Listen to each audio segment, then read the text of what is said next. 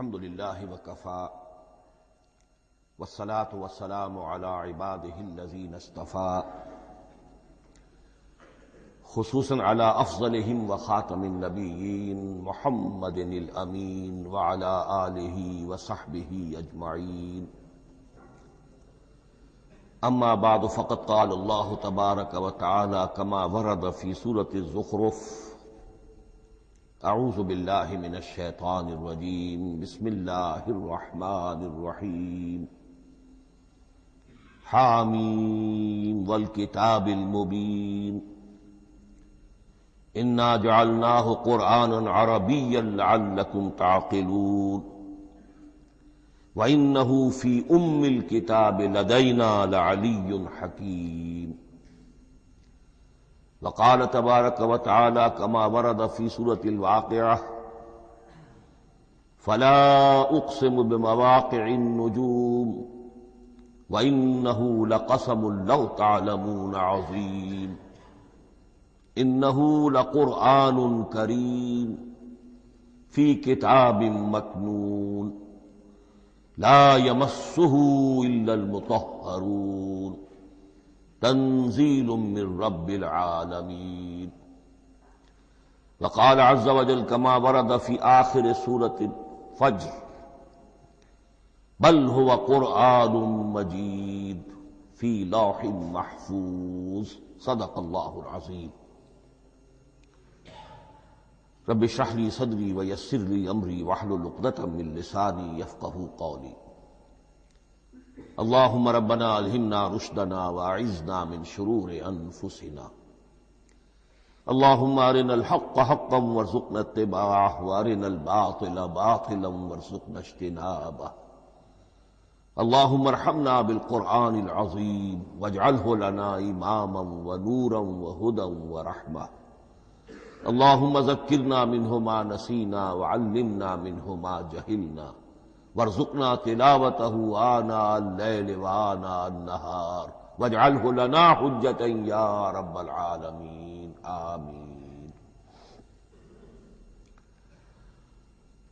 آج شعبان معظم کی 28ویں شب ہے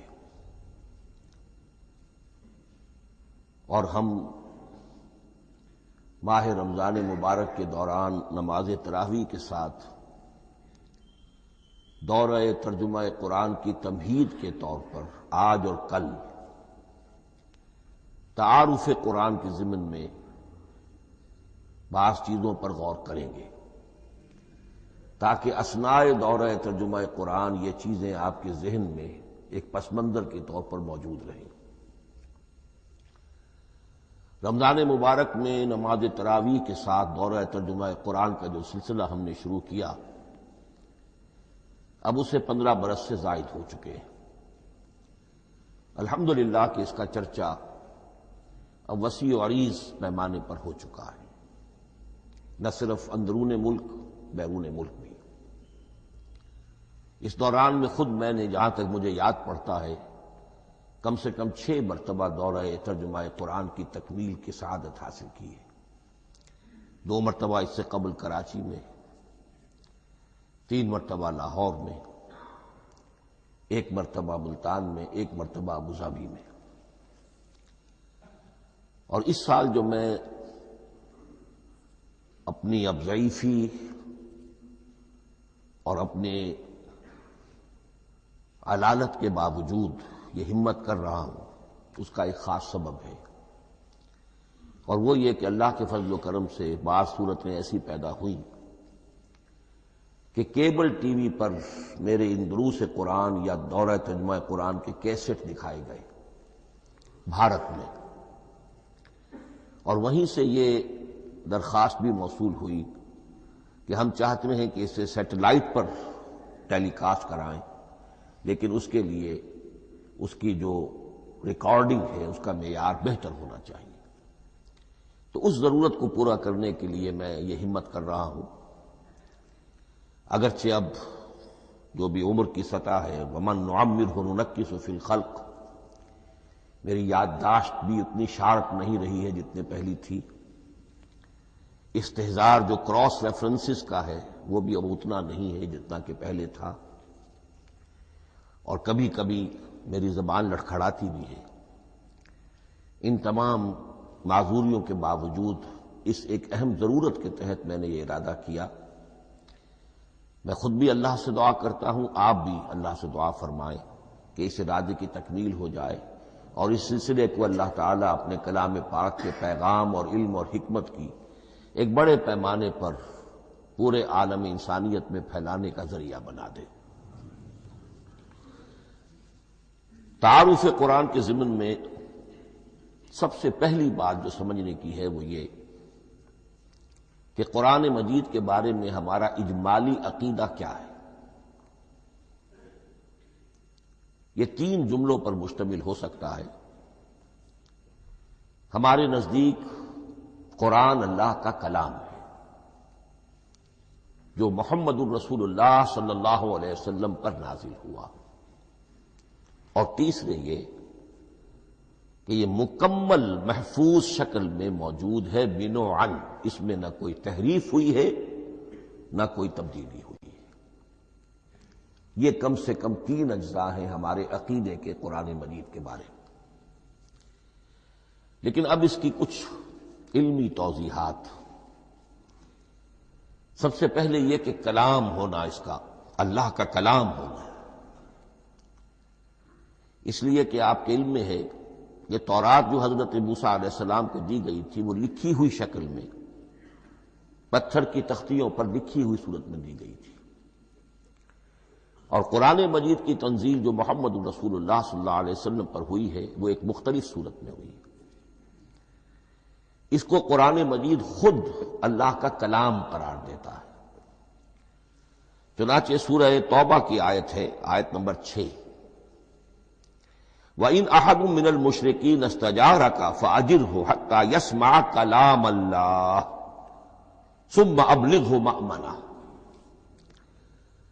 جب ہجرت کے 9ویں سال آخری وارننگ دی گئی تھی مشرکین عرب کو کہ اب صرف تمہیں چند مہینے کی مہلت دی جا رہی ہے، اس دوران میں آخری فیصلہ کر لو اسلام قبول کرنا ہے یا نہیں،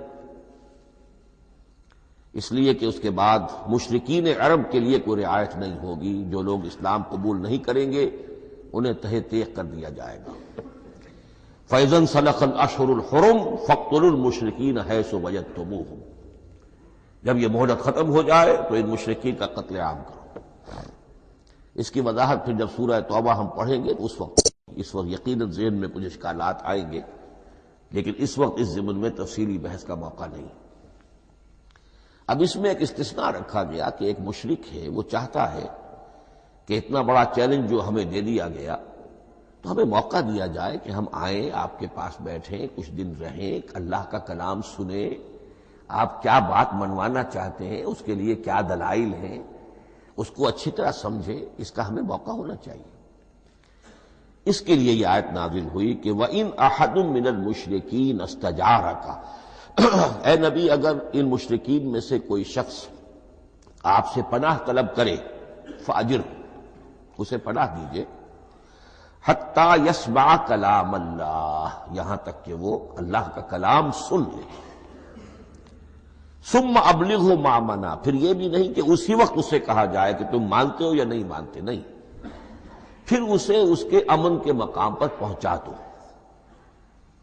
یہ جو آیت ہے اس میں لفظ کلیئر آ گیا کہ قرآن مجید اللہ کا کلام ہے۔ لیکن اب اسی تل کے اوٹ میں پہاڑ والا مسئلہ ہے، ٹپ آف آئس برگ، اس کے نیچے وہ کتنا بڑا تودہ ہوتا ہے۔ کلام جو ہے اللہ تعالیٰ کی صفت ہے،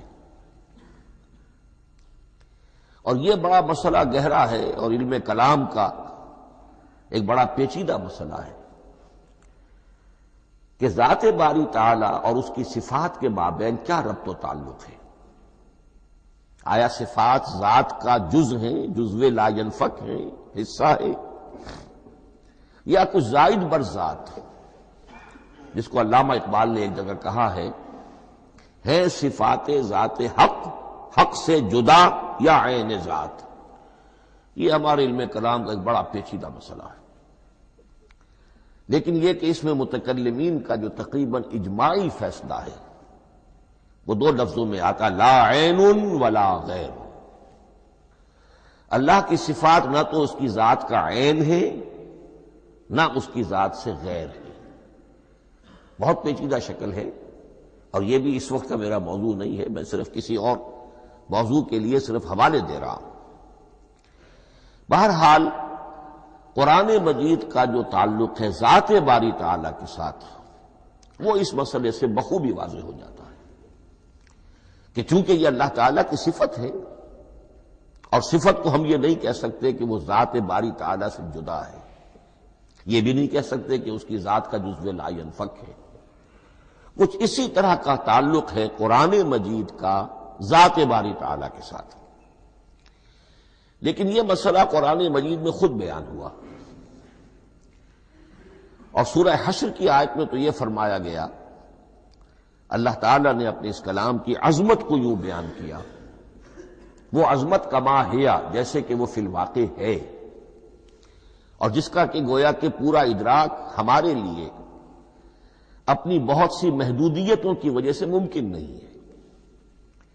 لیکن ایک تمثیل کے پیرائے میں سمجھایا، لو انزلنا ھذا القرآن علی جبل لرأیتہ خاشعا متصدعا من خشیۃ اللہ وتلک الامثال نضربها للناس لعلهم یتفکرون. اگر ہم نے اس قرآن کو کسی پہاڑ پر اتار دیا ہوتا تو تم دیکھتے کہ وہ دب جاتا اور پھٹ جاتا اللہ کے خوف سے. اور یہ مثالیں ہیں جو ہم لوگوں کے لیے بیان کرتے ہیں تاکہ وہ غور کریں، تدبر کریں، سمجھیں. ما لا یدرک کلہ لا یترک کلہ، اگرچہ بتمام و کمال عظمت قرآن کا فہم ان کے لیے ممکن نہیں ہے، لیکن کسی درجے میں تو کچھ انعکاس اس کا ہو جائے، کچھ اندازہ ہو جائے، انسان اپنی ذہنی سطح کے اعتبار سے اس کی مناسبت سے کسی درجے میں عظمت قرآن کا اندازہ کر لے تو اللہ تعالیٰ کے ان الفاظ کو سامنے رکھے کہ لو انزلنا ھذا القرآن علی جبل لرأیتہ خاشعا متصدعا من خشیۃ اللہ. اب اس آیت کو سمجھنے کے لیے سورہ اعراف کی آیت نمبر 143 کو سمجھنا ہوگا، اسی اصول کے تحت کہ القرآن یفسر بعضہ بعضا، قرآن کا ایک حصہ دوسرے حصے کی تشریح کرتا ہے. وہاں یہ واقعہ بیان ہوا ہے کہ حضرت موسیٰ علیہ السلام کو جب اللہ تعالیٰ نے کوہ طور پر طلب فرمایا 30 راتوں کے لیے، جس میں بعد میں 10 کا اضافہ کر کے وہ ایک 40 رات کا ایک کورس بنا، دن رات. اس موقع پر جو مخاطبہ الہی، مکالمہ الہی سے مشرف ہوئے حضرت موسیٰ علیہ السلام، تو ان کی آتش شوق بھڑکی اور انہوں نے بڑی جرأت کر کے یہ درخواست کر دی، رب ارنی انظر الیک، پروردگار مجھے اپنا دیدار بھی عطا فرما، مجھے موقع عنایت فرما، میں تجھے دیکھ سکوں. یہ ان کی وہ آتش شوق کا مسئلہ ہے. لیکن جواب کیا ملا؟ لن ترانی، تو مجھے ہرگز نہیں دیکھ سکتے. ولکن انظر الی الجبل فإن استقر مکانہ فسوف ترانی. لیکن ظاہر بات ہے کہ حضرت موسیٰ علیہ السلام کو بات سمجھانے کے لیے کچھ مشاہدہ بھی کرانا تھا. فرمایا تم مجھے نہیں دیکھ سکتے، البتہ اس سامنے کے پہاڑ پر نگاہ جماؤ، ہم اس پر اپنی ایک تجلی ڈالیں گے. یہ اگلی الفاظ کے اندر وضاحت ہے، میں یہاں پہلے سے بیان کر رہا ہوں سمجھانے کے لیے. اگر وہ پہاڑ ہماری اس تجلی کو، تجلی کسے کہتے ہیں؟ جلا، روشنی. تو اللہ تعالیٰ کی طرف سے کوئی خاص اس کے نور کا جب پرتو ہوتا ہے کسی شے پر تو وہ اس کی تجلی ہے. ہم اپنی ایک تجلی اس پہاڑ پر ڈالیں گے، اگر وہ اس کو جھیل جائے، اپنی جگہ کھڑا رہ جائے، تو تم سمجھنا کہ شاید تم بھی ہمیں دیکھ سکو. فلما تجلی ربہ للجبل، اب یہاں وہ لفظ آ گیا، جب اللہ نے تجلی اپنی پہاڑ پر ڈالی، جعلہ دکا وخر موسیٰ صعقا، وہ پہاڑ ریزہ ریزہ ہو گیا اور حضرت موسیٰ بے ہوش ہو کر گر گئے. اب یہ بے ہوش ہو کر گر جانا، جبکہ وہ تجلی براہ راست بھی نہیں ہے، بالواسطہ ہے. مشاہدہ جو کر رہے حضرت موسیٰ وہ بالواسطہ ہے، تجلی پہاڑ پر ہے. لیکن یہ کہ اس کا بھی بالواسطہ اس کا جو ہوا ہے، اس کی جو تاثیر ہوئی حضرت موسیٰ علیہ السلام پر کہ وہ اس کی تاب نہ لا سکے اور بے ہوش ہو کر گر گئے۔ یہاں سے یہ بات سمجھ میں آتی ہے کہ یہ تجلی ذات باری تعالی تھی جس نے کوہ طور کو جلا کر بھسم کر دیا یا ٹکڑے ٹکڑے کر دیا، ریزہ ریزہ کر دیا۔ اب ذات الہی کے ساتھ جو تعلق ہے کلام الہی کا، اور یہ صفت جو لا عین ولا غیر کے درجے میں ہے ذات کے ساتھ، تو وہی تاثیر اس کلام الہی کی بھی ہے۔ لو انزلنا هذا القرآن على جبل لرأيته خاشعا متصدعا من خشية الله وتلك الامثال نضربها للناس لعلهم يتفكرون۔ اس حقیقت کو اس دور میں میں اپنے مطالعے کی محدودیت کا اعتراف کرتے ہوئے عرض کر رہا ہوں کہ میرے نزدیک جس قدر پرشکوہ انداز میں علامہ اقبال نے بیان کیا ہے اسی کیفیت کو وہ شاید اس کی کوئی مثال نہ مل سکے۔ فاش گویم آنچ در دل مزمرست، یہ کتابیں نیست چیزیں دیگر است۔ میں صاف ہی کہہ دیتا ہوں جو میرے دل میں چھپی ہوئی بات ہے۔ فاش گویم آنچ در دل مزمرست، یہ کتابیں نیست، اس قرآن کو کتاب نہ سمجھنا، یہ کچھ اور شے ہے، چیزیں دیگر است۔ اب وہ چیزیں دیگر کیا ہے؟ وہی جو میں نے عرض کیا، ذات باری تعالی اور کلام کا صفت باری تعالی ہونا، اس کے بنا پر جو مناسبت ہے، جو قرب ہے، جو مشابہت ہے۔ مثل حق پنہاؤ ہم پیداستو، زندہ و پائندہ و گویاستو۔ اس کلام میں اللہ تعالی کی ساری صفات کا انعکاس موجود ہے۔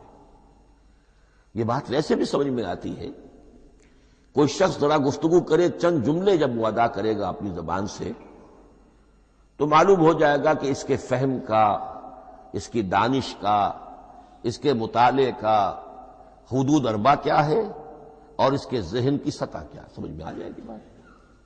اس لیے کہ کلام جو ہے وہ متکلم کی پوری شخصیت کی عکاسی کر رہا ہوتا۔ تانت بازی راگ پایا، چند جملے کسی نے کہا، پتہ چل گیا کہ یہ کس سطح کے آدمی ہیں، علمی اعتبار سے، معلوماتی اعتبار سے، تہذیبی اعتبار سے، کلچرڈ ہیں یا نہیں ہیں، یہ ساری باتیں چند جملوں میں واضح ہو جائیں گی۔ تو اللہ تعالیٰ کی بھی جملہ صفات کا عکس اس قرآن میں موجود ہے۔ ان میں سے جن چند چیزوں کا ذکر علامہ نے شعر میں کیا، وہ جو سورہ حدید کی آیت ہے، هو الاول والآخر والظاہر والباطن، اللہ الظاہر بھی ہے الباطن بھی ہے، اتنا ظاہر کہ اس سے زیادہ ظاہر کوئی شے نہیں اور اتنا باطن کہ اس سے زیادہ چھپی ہوئی کوئی شے نہیں۔ اسی لیے حضور سے جو منقول ہیں الفاظ کہ پروردگار انت الظاہر فلیس فوقک شیء وانت الباطن فلیس دونک شیء، یہی کیفیت قرآن کی ہے۔ مثل حق پنہاں ہم پیداستو، پنہاں بھی ہے ظاہر بھی ہے، جیسے ذات باری تعالی اور جیسے اللہ تعالیٰ کی شان ہے جو آیت الکرسی کے شروع میں آئی، الحی القیوم۔ مثل حق پنہاؤ ہم پیداستو، زندہ ہو پائندہ ہو گویاستو۔ یہ قرآن جو ہے اللہ تعالیٰ کی صفات کا ایک عکس اپنے اندر رکھتا ہے۔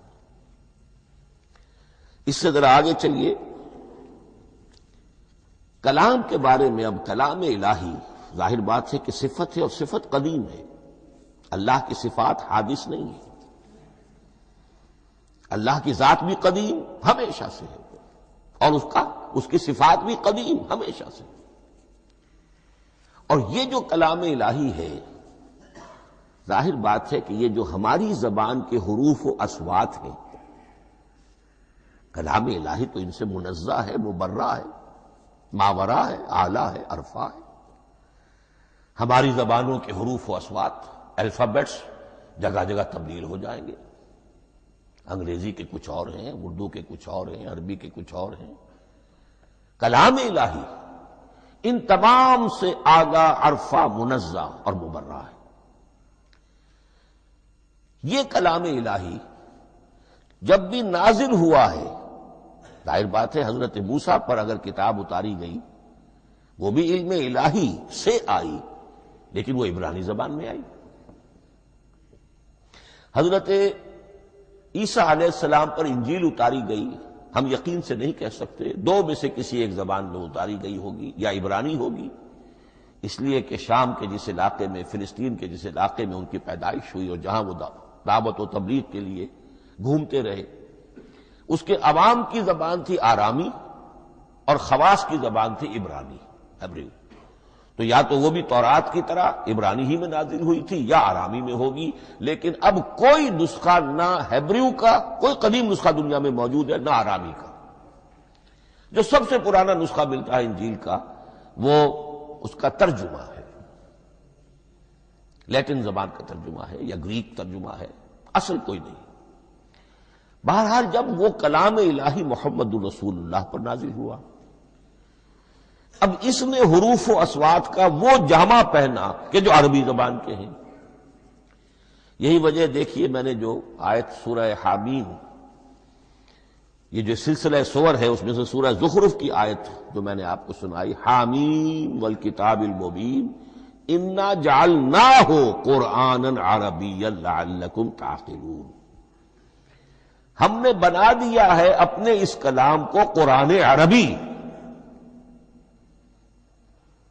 اس کو عربی حروف و اصوات کا جامہ ہم نے پہنا دیا ہے، انا جعلناہ قرآنا عربیا لعلکم تعقلون، کہ چونکہ مخاطب اول جو قوم تھی امیین، ان کی زبان عربی تھی، لعلکم تعقلون، تاکہ تم اس کو سمجھ سکو۔ اب اس سے آگے چلیے، اصل قرآن مجید کے 3 مقامات سے معلوم ہوتا ہے، اصل قرآن اللہ کے پاس ہے۔ یہ قرآن جو ہمارے پاس ہے مصحف عثمان رضی اللہ تعالی عنہ، یہ اس قرآن کی مصدقہ نقل ہے۔ اصل قرآن کہاں ہے؟ ایک جگہ فرمایا بل ہوا قرآن مجید فی لوح محفوظ، لوح محفوظ میں ہے، اصل قرآن وہاں ہے۔ اسی طریقے سے اسی سورہ زخرف کی اگلی آیت کیا ہے؟ ہم نے اسے عربی قرآن بنا کر اتارا، لیکن اصل قرآن کیا ہے؟ وَإِنَّهُ فِي أُمِّ الْكِتَابِ لَدَيْنَا لَعَلِيٌّ حَكِيمٌ، حقیقت میں تو یہ ام الکتاب میں ہے جو ہمارے پاس ہے، اور علی ہے، بہت بلند، حکیم، بڑی حکمت والا، یا محکم مضبوط۔ حکیم کے دونوں معنی ہیں۔ استحکام بھی اسی ہے کاف اور میم کے مادے سے بنا ہے، کسی شے کا پختہ ہو جانا، مضبوط ہو جانا، اور عقل کی پختگی وہ حکمت ہے، وہ دانائی ہے۔ اس اعتبار سے نوٹ کیجئے، اصل قرآن کہاں ہے؟ لوح محفوظ میں۔ اصل قرآن کہاں ہے؟ ام الکتاب میں۔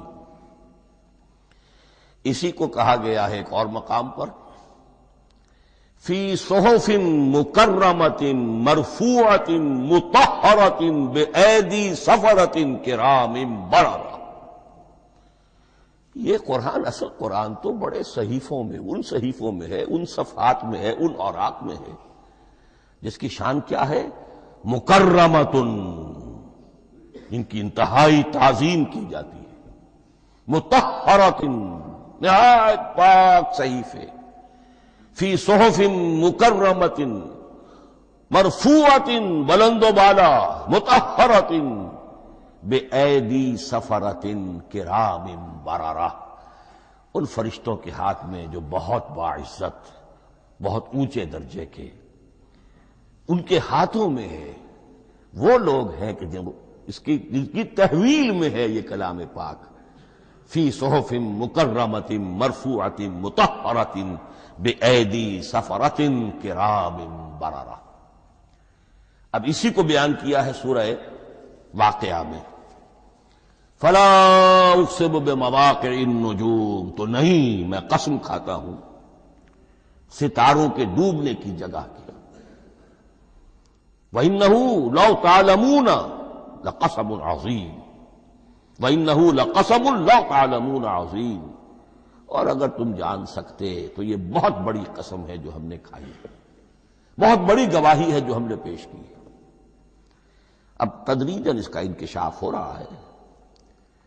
یہ آج جو تصور ہے بلیک ہولز کا، اس سے کچھ اندازہ ہوتا ہے یہ ستارے کہاں ڈوب جاتے ہیں، بڑے بڑے ستارے نسیم منسیہ ہو جاتے ہیں، ستارے نہیں پوری گیلیکسیز اس میں گم ہو جاتے ہیں، وہ مقبرے ہیں بڑی بڑی گیلیکسیز کے۔ فلا اقسم بمواقع النجوم وانه لقسم لو تعلمون عظیم انه لقرآن کریم، یہ قرآن ہے بہت باعزت، فی کتاب مکنون، اور یہ اس کتاب میں جو چھپی ہوئی ہے۔ یہ لؤلؤ مکنون کا لفظ آتا ہے قرآن مجید میں، جیسے موتی ہوتے ہیں انہیں چھپا کر رکھا جاتا ہے ڈبیوں میں، مخملی ڈبیوں کے اندر موتیوں کو، اسی طریقے سے فی کتاب مکنون لا یمسہ الا المطہرون، وہ صحیفے بھی بہت مطہرہ تھے اور ان کو چھو نہیں سکتے مگر وہی جو انتہائی پاک ہیں، ملائکہ مقربین، جن کے قریب سے بھی ہو کر معصیت یا گناہ کا کوئی تصور تک نہیں گزر سکتا، وہ ہیں جو اس کو چھوتے ہیں، ان کے ہاتھوں میں ہے، ان کی تحویل میں ہے۔ یہ ہے وہ چیزیں کہ جس سے اندازہ ہوا کہ اصل قرآن کہاں ہے۔ یہ جو ہمارے پاس ہے در حقیقت یہ نقل مطابق اصل ہے، مصدقہ نقل ہے۔ اب اس میں آپ سے عرض کر دوں کہ ایک بہت خوبصورت بات ہمیں جو ملتی ہے، تورات میں جو استثناء، جو صفر استثناء ہے ڈیوٹرانومی، اس کے 18ویں باب میں 18ویں اور 19ویں آیات جو ہیں اس میں ذکر موجود ہے، میں ان کے لیے انہی کے بھائیوں میں سے تیری مانند ایک نبی برپا کروں گا۔ اللہ تعالیٰ کلام فرما رہے ہیں یہاں حضرت موسیٰ علیہ السلام سے، آج بھی موجود ہے اولڈ ٹیسٹمنٹ ڈیوٹرانومی یا کتاب استثناء، صفر استثناء، اس کا 18واں باب، اس کی 18ویں اور 19ویں آیات، جب چاہیں جا کر دیکھ لیں۔ میں ان کے لیے ان کے بھائیوں ہی میں سے تیری مانند ایک رسول اٹھاؤں گا، میں ان کے لیے انہی کے بھائیوں میں سے تیری مانند ایک نبی برپا کروں گا اور اپنا کلام اس کے منہ میں ڈالوں گا، اور جو کچھ میں اس سے کہوں گا وہی وہ ان سے کہے گا۔ یہ ہے جو پیشین گوئی ہے محمد الرسول اللہ صلی اللہ علیہ وسلم کی، اور یہاں وہ فرق واضح کر دیا گیا، اے موسیٰ تم سے تو یا تو ہم نے کلام کیا ہے یا تمہیں جو کتاب دی ہے وہ لکھی ہوئی دی ہے، لیکن جو نبی تیری ہی مانند میں برپا کروں گا۔ اب اس میں بھی نوٹ کرنے کی بات ہے کہ حضرت موسیٰ کے مشابہ نبی اکرم صلی اللہ علیہ وسلم کے سوا کوئی نبی نہیں۔ صاحب کتاب وہ بھی تھے، صاحب کتاب محمد بھی ہے، صاحب امت وہ بھی تھے، اور صاحب امت محمد رسول اللہ تیری مانند۔ صاحب شریعت، حضرت عیسیٰ صاحب شریعت نہیں تھے، شریعت موسوی ہی کو نافذ کرنے کے لیے آئے تھے، ان کی حیثیت دین موسوی کے مجدد کی تھی۔ ویسے نبی تھے، اللہ کے فضل و کرم سے نبی تھے، اس میں کوئی شک نہیں، رسول تھے، لیکن یہ کہ ان کے کام کی نوعیت کیا تھی، اس لیے کہ کوئی نئی شریعت لے کر نہیں آئے۔ اب بھی انجیل میں الفاظ موجود ہیں، don't think I have come to destroy law, the mosaic law جسے یہ کہتے ہیں، شریعت موسوی، وہ تم پر نافذ رہے گی، تم اس کی پابندی کرو گے، چونکہ صاحب شریعت رسول یا موسیٰ یا محمد صلی اللہ علیہ وسلم علیہ الصلوۃ والسلام۔ تو میں ان کے بھائیوں میں سے، اب بھائی کون ہوں گے؟ ظاہر بات ہے بنی اسرائیل، ان کے کزنز کون ہیں؟ بنی اسماعیل۔ بنی اسرائیل تو جو بھی نبی ہے وہ انہی میں سے ہے، ان کے بھائیوں میں سے، تو بھائی تو ہوگا، ان کا کزن ہوگا، اب وہ کون ہے؟ بنی اسماعیل۔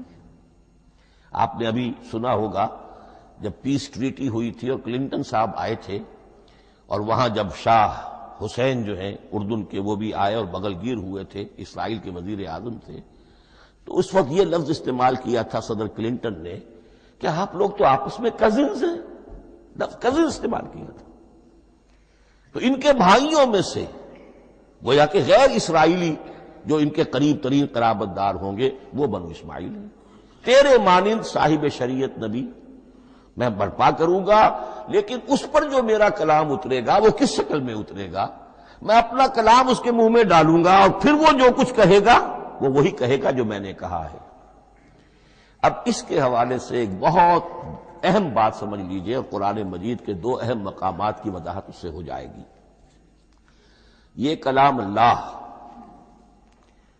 قرآن مجید میں اس کو قول جبرائیل بھی کہا گیا ہے. کلام اللہ حضرت جبرائیل کے ذریعے سے جب ادا ہوا ہے تو قول جبرائیل ہے، اور پھر جب وہ محمد الرسول اللہ کی زبانی ادا ہوا تو قول رسول ہے، قول محمد ہے صلی اللہ علیہ وسلم. یہ قول اللہ بھی ہے، قول جبرائیل بھی ہے، اور قول محمد بھی ہے بیک وقت. یہ بات دیکھیے سورہ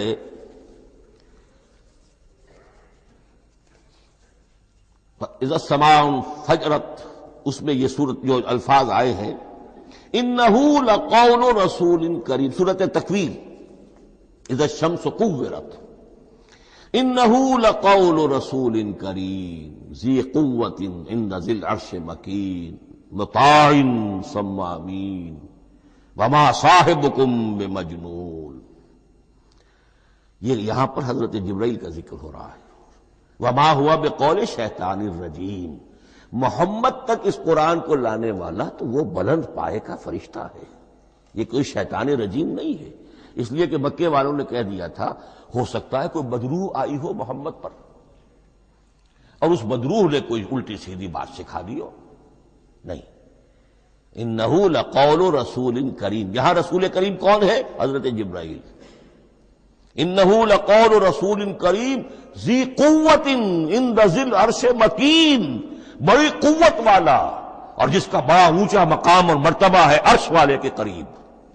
ذی قوت عند ذی العرش مکین مطاع ثم امین، وہ فرشتوں کے مطاع ہیں، فرشتے ان کی اطاعت کرتے ہیں، فرشتوں کے سردار ہیں، اور پھر ساتھ ہی پورے امین ہیں. جبرائیل امین یہ ہم لفظ استعمال کرتے ہیں. اور اس کے بعد آگے جا کے فرمایا وما ہوا بقول شیطان الرجیم، یہ کسی شیطان رجیم کا قول نہیں ہے. اب یہاں اس سورہ تکویر میں قرآن کو قول جبرائیل قرار دیا گیا. لیکن سورۃ الحاقہ میں چلیے، اس کے آخر میں آتا ہے انہ لقول رسول کریم وما ہوا بقول شاعر قلیلا ما تؤمنون ولا بقول کاہن قلیلا ما تذکرون تنزیل من رب العالمین. یہاں اب رسول کریم سے مراد محمد الرسول اللہ صلی اللہ علیہ وسلم. یہ کسی شاعر کا قول نہیں ہے، کسی کاہن کا قول نہیں ہے، یعنی جس کے زبانی یہ قرآن لوگوں کے سامنے آ رہا ہے. جبرائیل کا قول ہو کر تو محمد پر نازل ہوا صلی اللہ علیہ وسلم، لیکن اب لوگوں کے سامنے وہ قول محمد بن کر آ رہا. انہ لقول رسول کریم وما ہوا بقول شاعر قلیلا ما تؤمنون ولا بقول کاہن قلیلا ما تذکرون تنزیل من رب العالمین. تو قرآن مجید کلام اللہ ہے، پھر وہ قول جبرائیل بنا جب جبرائیل نے آ کر محمد کو سنایا، اور پھر وہ قول محمد بنا جب محمد کی زبان مبارک سے لوگوں نے اسے سنا، اہل عرب نے سنا، اور پھر وہ بات پھیلتی چلی گئی. اب آخری بحث اس موضوع پر جو ہے وہ یہ ہے، کلام الہی کی 3 صورتیں ہیں جو قرآن مجید میں سورہ شورى کی آیت نمبر 51 میں بیان ہوئی ہے. وما كان لبشر ان يكلمه اللہ، کسی بشر، کسی انسان کی یہ حیثیت نہیں ہے، مقام نہیں ہے کہ اللہ اس سے کلام کرے. یہ نہیں کہا کہ اللہ کے لیے ممکن نہیں ہے، نہیں، اللہ کے لیے تو ہر شے ممکن ہے، لیکن کسی بشر کا یہ مقام نہیں ہے کہ اللہ اس سے کلام کرے. مخلوق ہے، بشر ہے. ما کان لبشر ان یکلمہ اللہ الا اب 3 شکلیں آئیں، الا وحیا او من وراء حجاب او یرسل رسولا فیوحی باذنہ ما یشاء انہ علی حکیم. 3 صورتیں ہیں کلام الہی کی. یا تو براہ راست اللہ وحی کرتا ہے بغیر کسی فرشتے کی درمیان میں ذریعہ بنائے ہوئے، اسی کا نام الہام ہے، اسی کا نام تحدیث ہے۔ یہ غیر نبی کے ساتھ بھی ہوتا ہے۔ حضور نے فرمایا ہر نبی کی امت میں محدث ہوتے تھے جن سے اللہ کلام کرتا تھا، اور میری امت کا محدث عمر ہے رضی اللہ تعالی عنہ۔ محدث نہیں، محدث کے معنی ہے علم حدیث کا ماہر۔ امام بخاری محدث ہے، امام مسلم محدث ہے۔ محدث تحدیث سے مفعول بنا جس سے بات کی جاتی ہے، محدث۔ اللہ بات کرتا ہے، اللہ دل میں ڈال دیتا ہے، القاء ہو جاتا ہے، الہام ہو جاتا ہے، کوئی فرشتہ درمیان میں نہیں، براہ راست۔ دوسری شکل کلام کی کیا ہے؟ او من ورائے حجاب، یہ ہمارے علم کی حد تک صرف حضرت موسیٰ علیہ السلام کی شان ہے، استثنائی شان ہے۔ وَكَلَّمَ اللَّهُ مُوسَىٰ تَكْلِيمًا، اور موسیٰ کے ساتھ تو اللہ نے کلام فرمایا جیسے کہ کلام کیا جاتا ہے۔ فرق کیا تھا؟ من ورائے حجاب، پردہ تھا، دیکھ نہیں سکتے تھے، تبھی تو ان کی وہ آتشی شوق بھڑکی تھی۔ کیا قیامت ہے کہ چلمن سے لگے بیٹھے ہیں، صاف چھٹتے بھی نہیں، سامنے آتے بھی نہیں، کلام بھی فرما رہے ہیں لیکن یہ کہ بات مجھے دیدار عطا کرنے کے لیے تیار نہیں، رب ارنی انظر الیک۔ لیکن یہ جو کلام ہے ہمارے علم کی حد تک براہ راست اس دنیا میں حضور سے ہوا ہے معراج کی شب، لیکن وہ 7ویں آسمان پر ہوا۔ اس دنیا میں ہمارے علم کی حد تک یہ کلام براہ راست من ورائے حجاب صرف حضرت موسیٰ علیہ السلام کی استثنائی شان ہے۔ اور تیسرا ہے او یرسل رسولا فیوحی باذنہ ما یشاء، یا تیسری صورت یہ کہ اللہ کسی پیغامبر کو بھیجتا ہے جو وحی کرتا ہے جو اللہ چاہتا ہے۔ یہ تیسری شکل ہے وحی کی۔ قرآن مجید اس تیسری شکل میں نازل ہوا ہے محمد الرسول اللہ صلی اللہ علیہ وسلم پر۔ حضور کو جو الہام ہو جاتے تھے، جو حضور کو القاء ہو جاتا تھا، جو آپ کے دل میں براہ راست اللہ کی طرف سے وحی آتی تھی، وہ قرآن میں شامل نہیں ہے۔ اگرچہ حضور کے خواب بھی سچے تھے، وہ بھی اللہ کی طرف سے ہوتے تھے، شیطان کی آمیزش نہیں ہو سکتی تھی، لیکن یہ بھی قرآن میں شامل نہیں ہے۔ قرآن میں شامل ہے تیسری قسم کی وحی، او یرسل رسولا، پھر ہم بھیجتے ہیں ایک پیغامبر کو فرشتوں میں سے۔ اللہ یستفی من الملائکۃ رسلا ومن الناس، اللہ چن لیتا ہے فرشتوں میں سے بھی اپنا پیغامبر اور انسانوں میں سے بھی۔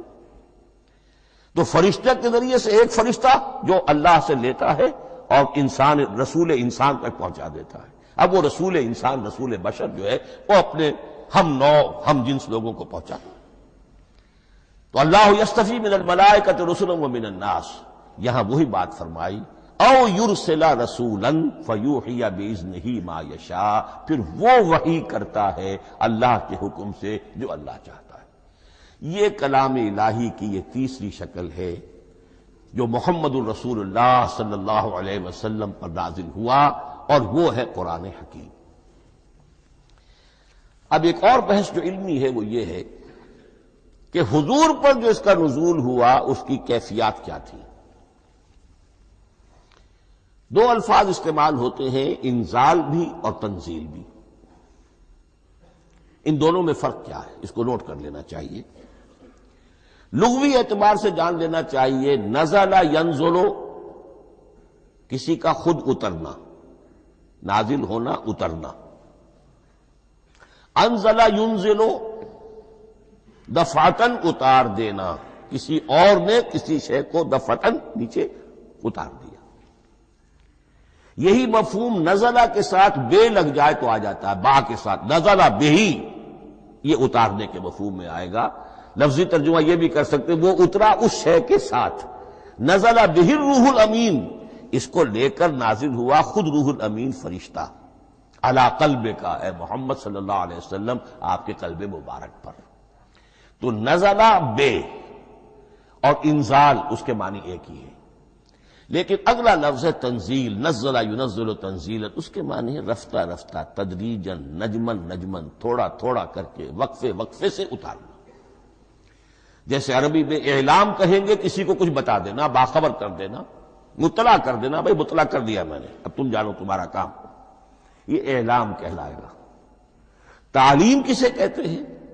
سکھانا، درجہ بدرجہ، دیکھنا اس کی استعداد کیا ہے، آج یہ کیا بات سمجھ سکتا ہے، میں اتنے ہی درجے تک سمجھاؤں، اب کل میں اسے مزید سمجھاؤں گا، پرسوں مزید سمجھاؤں گا، یہ درجہ بدرجہ کسی شے کو سمجھانا، یہ تعلیم ہے۔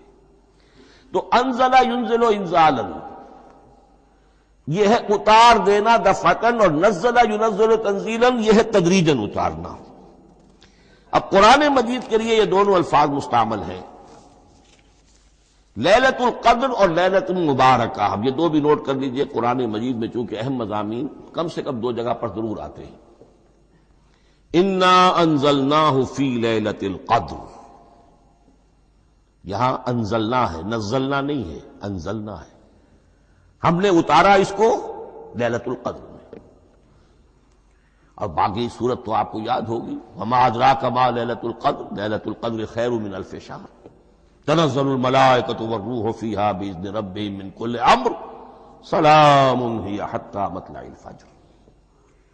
لیکن یہ اہم مضمون قرآن مجید میں دوسری جگہ بھی ہے، سورہ دخان کے شروع میں فرمایا حامیم والکتاب المبین انا انزلناہ فی لیلۃ مبارکۃ انا کنا منذرین فیہا یفرق کل امر حکیم امرا من عندنا انا کنا مرسلین رحمتا من ربک انہ هو السمیع العلیم۔ یہ لیلۃ المبارکہ ہے، ایک ہی ہے، لیلۃ القدر اور لیلۃ المبارکہ، ان دونوں کے لیے وہی انزلنا کا لفظ آیا۔ لیکن یہ کہ سابقہ کتابوں کے اعتبار سے قرآن مجید کا فرق واضح کیا گیا ہے، مثلا سورہ نساء کی آیت نمبر 136 بہت نمایاں ہے، بہت نمایاں۔ وہاں فرمایا گیا یا ایھا الذین آمنوا آمنوا باللہ ورسولہ والکتاب الذی نزل علی رسولہ والکتاب الذی انزل من قبل۔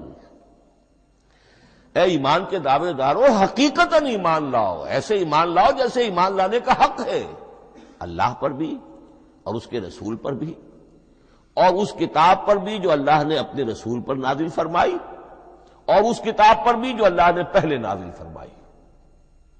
لیکن نازل کے لیے یہاں آیا حضور کے لیے والکتاب الذی نزل علی رسولہ، تنزیل کی شکل میں، اور تورات کے لیے والکتاب الذی انزل من قبل، وہ تو دفعۃ واحداً لکھی ہوئی تختیوں کی شکل میں حضرت موسیٰ علیہ السلام کو دے دی گئی تھی۔ تو یا ایھا الذین آمنوا آمنوا باللہ ورسولہ والکتاب الذی نزل علی رسولہ والکتاب الذی انزل من قبل۔ یہ جو تنزیل ہوئی ہے حضور پر، یعنی لیلۃ القدر میں جو رمضان مبارک میں ہے، پورا قرآن لوح محفوظ سے، کتاب مکنون سے، ام الکتاب سے نقل کر کے اتار دیا گیا سمائے دنیا تک۔ پہلا آسمان جسے ہم کہتے ہیں سمائے دنیا، وہ آسمان جو قریب ترین ہے دنیا کے، وہاں سے اب یہ درجہ بدرجہ، تھوڑا تھوڑا، چند آیتیں، چند سورتیں، پھر آیتیں، پھر سورتیں، یہ نازل ہوا محمد الرسول اللہ صلی اللہ علیہ وسلم پر۔ گویا کہ پہلا مرحلہ انزال کا ہے، پورا قرآن لوح محفوظ یا کتاب مکنون یا ام الکتاب سے نقل کر کے اتار دیا گیا سمائے دنیا تک۔ یہ ہے انزل ینزل انزالا، انا انزلناہ فی لیلۃ القدر انا انزلناہ فی لیلۃ مبارکہ۔ لیکن محمد الرسول اللہ پر یہ نازل ہوا اب تھوڑا تھوڑا، نجمن نجمن، درجہ بدرجہ، تدریجن، یہ ہے تنزیل۔ اس تنزیل کی حکمت قرآن مجید میں بیان ہوئی ہے، اور اس اعتبار سے کہ اہل عرب نے، اہل مکہ نے اعتراض کیا تھا کہ یہ پورا قرآن کیوں نہیں محمد ایک ہی مرتبہ پیش کر دیتے صلی اللہ علیہ وسلم۔ اس میں جو چیز مضمر تھی وہ یہ تھی کہ چونکہ یہ حقیقت میں اللہ کا کلام نہیں ہے، یہ محمد کا اپنا کلام ہے، تو کوئی شاعر دنیا میں ایسا نہیں ہے جو ایک دم اپنا پورا دیوان دے دے، وہ تو ساری عمر میں تھوڑا تھوڑا، آج غزل کہی، کل قصیدہ کہا، پرسوں کچھ اور کہا، پھر وہ جمع ہوتا ہے تو وہ دیوان بنتا ہے۔ اسی طریقے سے تو یہ کر رہے ہیں۔ اگر یہ اللہ کا کلام ہوتا تو بیک وقت آ جاتا۔ یہ تو ذرا محنت کرتے ہیں، کچھ اس کے اندر اس کو اپنی محنت سے کوشش کر کے کچھ موضوع کرتے ہیں، کلمات، الفاظ، اور اس طریقے سے رفتہ رفتہ لے کر آ رہے ہیں۔ اس لیے ان کا اعتراض نقل ہوا ہے یہ وقال الذین کفروا لولا نزل علیہ القرآن جملۃ واحدۃ، انہوں نے کیوں نہیں اترا یہ قرآن پورا کا پورا ایک ہی بار؟ یہ اعتراض تھا۔ اس اعتراض کے جو جوابات دیے گئے ہیں وہ نوٹ کیجئے کہ لوگوں کے حق میں یہ مفید ہے، یہ پورے قرآن کا تحمل ایک وقت میں کر نہیں سکتے۔ یہ پورا قرآن تو ایک ہی مرتبہ اگر پہاڑ پر بھی اتار دیا جاتا تو وہ پھٹ جاتا، دب جاتا۔ وَقُرْآنًا فَرَقْنَاهُ لِتَقْرَأَهُ عَلَى النَّاسِ عَلَى مُكْثٍ وَنَزَّلْنَاهُ تَنزِيلًا، سورہ بنی اسرائیل آیت 106۔ یہ وہ قرآن ہے جس نے ہم نے جس کو ٹکڑے ٹکڑے کر کے، فرق نہ ہو، فرق توڑ دینا، تھوڑا تھوڑا کر کے ہم نے کر دیا، لِتَقْرَأَهُ عَلَى النَّاسِ عَلَى مُكْثٍ، تاکہ آپ اسے پڑھ کر سنائے لوگوں کو وقفے وقفے سے، تاکہ وہ سہار سکیں، سنبھال سکیں، برداشت کر سکیں۔ وَنَزَّلْنَاهُ تَنزِيلًا، اسی وجہ سے ہم نے اسے نازل کیا ہے بطرز تنزیل، بطرز انزال نہیں، بطرز تنزیل۔ وَقُرْآنًا فَرَقْنَاهُ لِتَقْرَأَهُ عَلَى النَّاسِ عَلَى مُكْثٍ وَنَزَّلْنَاهُ تَنزِيلًا۔ ایک حکمت تو ہو گئی عوام کے لیے، ایک حکمت خود رسول کے لیے صلی اللہ علیہ وسلم۔ كَذَلِكَ لِنُثَبِّتَ بِهِ فُؤَادَكَ وَرَتَّلْنَاهُ تَرْتِيلًا۔ اب ذرا نوٹ کیجئے، قلب محمدی کے لیے بھی اس پورے کلام کا ایک دم سہار آسان کام نہیں تھا۔ یہ اس لیے، یہ اسی سورہ الفرقان کی جو آیت کا میں نے ایک حصہ آپ کو سنا دیا تھا، اسی کے اندر اس کا جواب آیا ہے، اسی آیت میں، آیت نمبر 32 ہے یہ سورہ فرقان کی۔ وقال الذین کفروا لولا نزل علیہ القرآن جملۃ واحدۃ، یہ اعتراض ہے۔ جواب کیا ہے؟ کذالک لنثبت بہ فؤادک، ہم نے یہ اس لیے کیا ہے نبی کہ اس کے ذریعے سے آپ کے دل کو ٹھہراؤ اور جماؤ عطا کرے، یہ ایک دم اس کا اتر جانا۔ انا سنلقی علیک قولا ثقیلا، بڑا بھاری بوجھ ہے، ناقابل برداشت ہے، تاکہ رفتہ رفتہ آپ کا دل، اس کے اندر تقویت بڑھتی چلی جائے، اس کے اندر اور اس کا تحمل جو ہے اس کی صلاحیت بڑھتی چلی جائے۔ کذالک لنثبت بہ فؤادک ورتلناہ ترتیلا، اسی لیے ہم نے تھوڑا تھوڑا کر کے نازل کیا ہے۔ ولا یاتونک بمثل الا جئناک بالحق واحسن تفسیرا، ساتھ ہی فرمایا کہ یہ لوگ جو بھی اعتراض کریں گے ہم اس کا جواب بھی اور بہترین تعویل بھی آپ کو دے دیں گے۔ اب اگلی بحث یہ ہے، یہ قرآن کب اور کہاں نازل ہوا؟ یہ عام معلوماتی شے ہے، اس میں کوئی پیچیدگی نہیں ہے، لیکن اس کی اہمیت ہے، بہت ضروری ہے۔ وہ میں انشاءاللہ اگلی بحث میں جبکہ قرآن کے سمجھنے کے جو اصول ہیں ان کو بیان کروں گا تو وضاحت سے بات آئے گی۔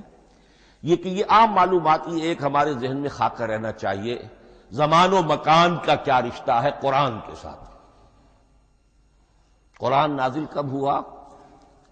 ہمارا چونکہ عام طور پر جو معمول ہے، ہم تو جو کرسچن ایرا ہے اس کے حوالے سے ہمارے ذہن کے اندر سارا حساب کتاب ہے، تو سن 610 عیسوی سے لے کر 632 عیسوی تک شمسی حساب سے 22 سالوں میں قرآن نازل ہوا ہے۔ 571 حضور کی ولادت کا سال ہے، 571 عیسوی۔ 610 میں آپ 39 سال کے ہوئے، لیکن قمری حساب سے 40 کے ہو چکے۔ 610 میں قرآن کی تنزیل شروع ہوئی اور 632 میں آپ کا انتقال ہوا۔ 22 برس زمانی اعتبار سے نقشہ ذہن میں رکھیے، اور اسے ہم اگر دوسرے حساب سے کہیں گے تو عام الفیل، وہ جو ابرہہ آیا تھا بیت اللہ کو ڈھانے کے لیے، وہ سال عربوں میں بہت مشہور ہو گیا تھا، اور وہی سال حضور کی ولادت کا ہے، تو عام الفیل ہی میں حضور کی ولادت ہوئی، لہذا 40 عام الفیل میں قرآن مجید کا نزول شروع ہوا، اور 11 ہجری تک یہ 23 برس بنتے ہیں قمری حساب سے۔ ایک رائے یہ بھی ہے کہ قرآن کا نزول 20 برس میں ہوا ہے، اور اس میں وضاحت یہ ہے کہ پہلے 3 سال اللہ تعالی نے ایک فرشتے کو، حضرت اسرافیل علیہ السلام کو مامور کیا تھا حضور کی تعلیم پر۔ دنیاوی اعتبار سے حضور نے کوئی تعلیم حاصل نہیں کی، آپ امی تھے، آپ نے دنیاوی اعتبار سے کسی کے سامنے زانو تلمس طے نہیں کیا، کہیں کوئی تعلیم حاصل نہیں کی، کہیں کوئی تحصیل علم نہیں کیا، لیکن اللہ تعالیٰ نے علمہ شدید القوا، اللہ تعالیٰ نے جو کچھ انہیں سکھایا ہے، جو علم انہیں عطا کیا ہے، تو ایک روایت یہ ہے کہ 3 برس تک، اور اس کے بعد پھر قرآن نازل ہونا شروع ہوا تو 20 برس تک قرآن نازل ہوا۔ لیکن وہ لوگ بھی مانتے ہیں کہ سورہ علق کی آیتیں نازل ہو چکی تھی، پھر 3 برس کا وقفہ ہے۔ سورہ علق کی آیتیں کیا ہے؟ جو پہلی وحی ہے، اقرأ بسم ربک الذی خلق خلق الانسان من علق اقرأ وربک الاکرم الذی علم بالقلم علم الانسان ما لم یعلم۔ گویا کہ بسم اللہ ہو رہی ہے محمد الرسول اللہ صلی اللہ علیہ وسلم کی تعلیم کی، اور جن گھرانوں میں یہ رواج ابھی تک چل رہا ہو، بسم اللہ بچوں کی کراتے ہیں، ایک تقریب کی شکل میں منعقد کرتے ہیں، ہمارے ہاں یہ رواج تھا، اب ہم چھوڑ چکے ہیں، کہ جو تقریب بھی حضور کی اور صحابہ کی زندگیوں سے ثابت نہ ہو، ہمیں کوشش کرنی چاہیے کہ ان تقریبات کا سلسلہ منقطع کریں۔ ما انا علیہ واصحابی، ہماری تقریبات جو ہیں وہ بس وہیں تک محدود رہنی چاہیے۔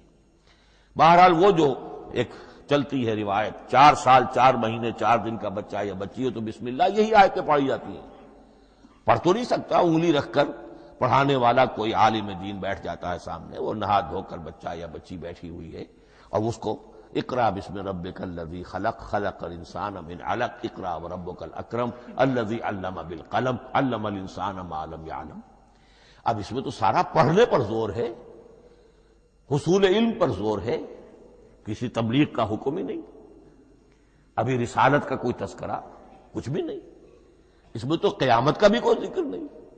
اب اس کے بعد روایت یہ ہے کہ 3 برس تک پھر حضرت اسرافیل دن رات حضور کے ساتھ رہے ہیں اور آپ کی تعلیم ہوئی ہے، اور پھر 3 برس کے بعد پھر وحی کا سلسلہ شروع ہوا ہے، واللہ عالم۔ لیکن یہ کہ جب سورہ اقرا نازل ہو چکی ہے، اس کی 5 آیتیں، تو وہ 3 برس بھی اس کا وقفہ شمار ہوں گے، زمانہ نزول پھر وہی 23 برس رہے گا۔ اسی کے ساتھ میں نے عرض کیا تھا کہ دوسری بات یہ کہاں نازل ہوا قرآن۔ ایک لفظ میں تو یہ سمجھ لیجئے یہ حجاز میں نازل ہوا۔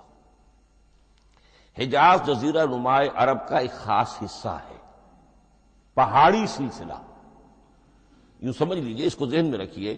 جزیرہ نماء عرب جو ہے وہ شمال سے جنوب کی طرف چوڑا ہوتا جاتا ہے، شمال میں شام اور عراق کی طرف جاتا ہے تو وہ تنگ ہے، پھر نیچے چوڑا ہو رہا ہے۔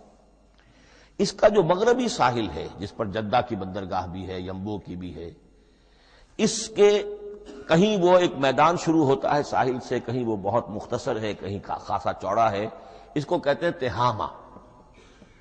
پھر ایک پہاڑی سلسلہ ہے، اس کو کہتے ہیں حجاز۔ یہ پہاڑی سلسلہ جو ہے اس کے بعد جو ہے وہ نجد کہلاتا ہے، وہ سطح مرتفع ہے، پلیشو۔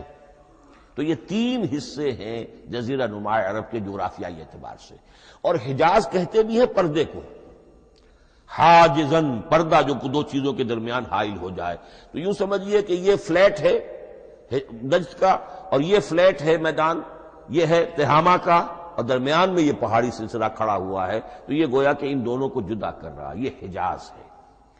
اس حجاز ہی کا شہر مکہ ہے، اس حجاز ہی کا شہر مدینہ ہے، اس حجاز ہی کا شہر طائف ہے، اس حجاز ہی کی آخری ٹپ سمجھ لیجئے تبوک ہے۔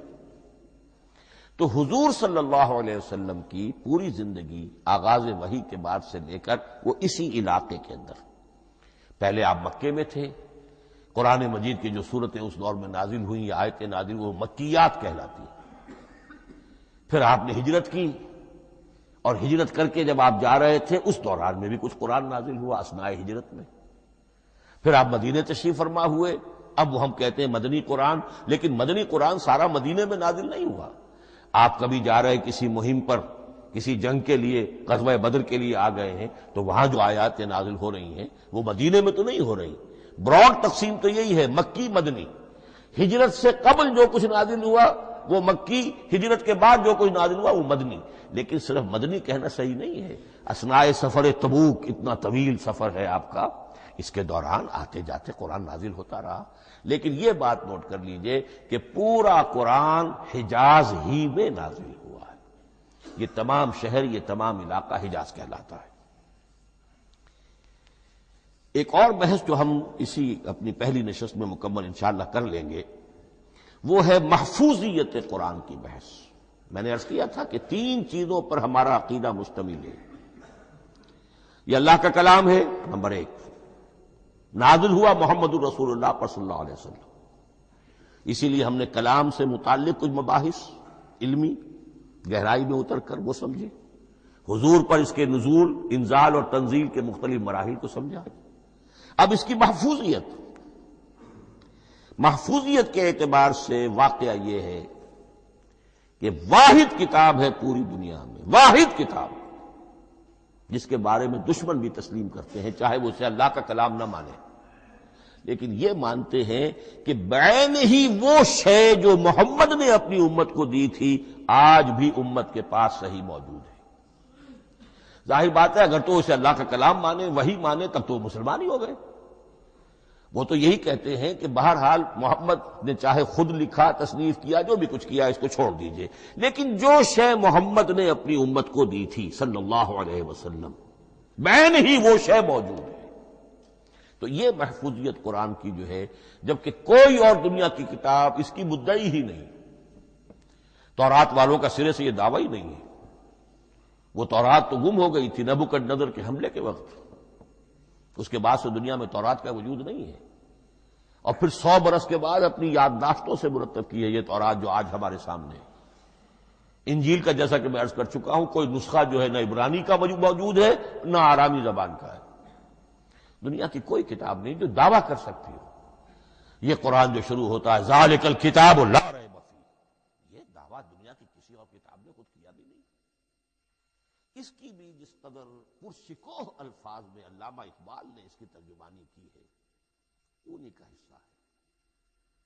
حرف اورا ریب نئے، تبدیل نئے، آیش شرمندہ تعویل نئے.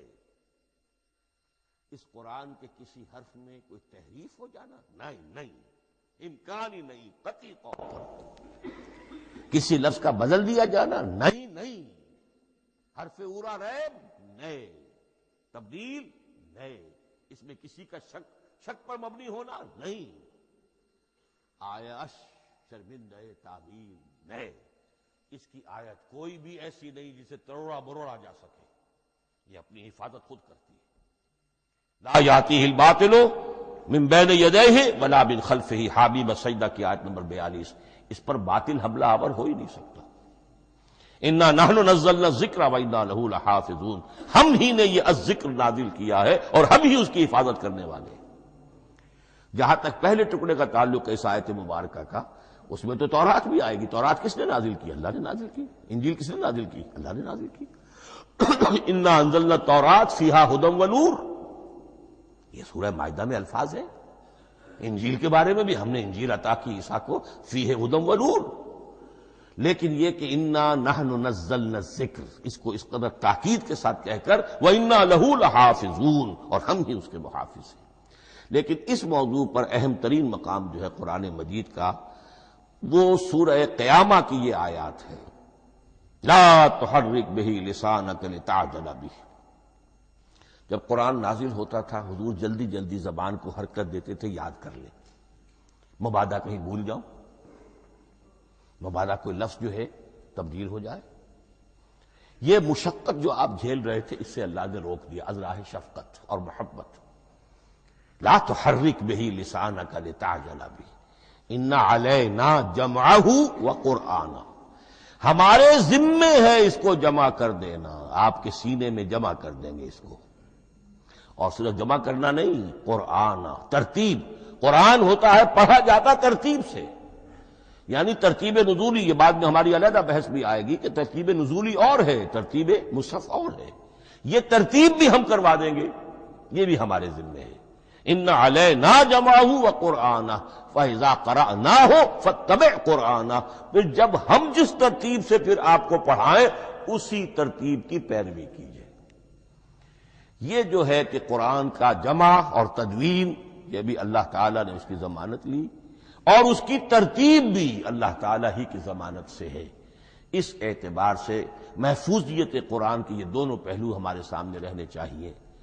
بارک اللہ لی ولکم فی القرآن العظیم ونفعنی وإیاکم بالآیات والذکر الحکیم۔